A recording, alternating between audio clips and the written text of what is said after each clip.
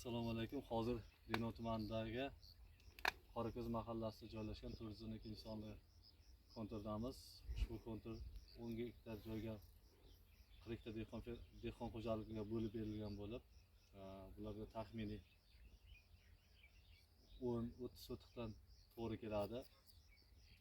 Hozir ushbu konturda piyoz mahsuloti ekilgan bo'lib, piyoz mahsuloti 2024-yil oktyabr oyidan 2025-yil may oyigacha bo'lgan oralig'da pishib yetishadi. Har bir gektardan 35-40 tonna taxminiy hosil yig'ib olish rejalashtirilgan bo'lib, 10 gektar joydan 350-400 tonna piyoz yetishtirilishi rejalashtirilgan.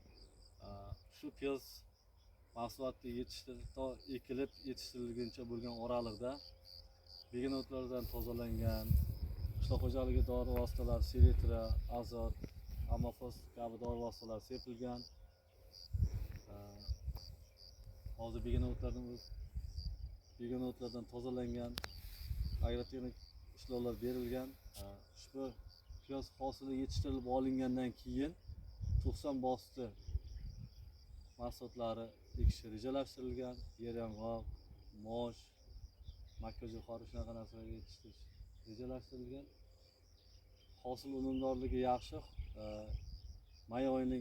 Joriy yilning may oyining 15-20 sanalarida mahsulot to'liq yetishtiriladi, kovlab olinadi.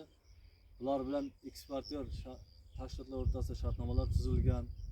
Ixtiyoriy ravishda mahalliy tadbirkorlarga sotishi yoki bo'lmasa eksportyor tashkilotlarga mahsulot yetkazib berilishi rejalashtirilgan. Piyozlarimiz holati yaxshi. Yaqin kunlarda hosil to'liq yetishtirib kovlab olinadi.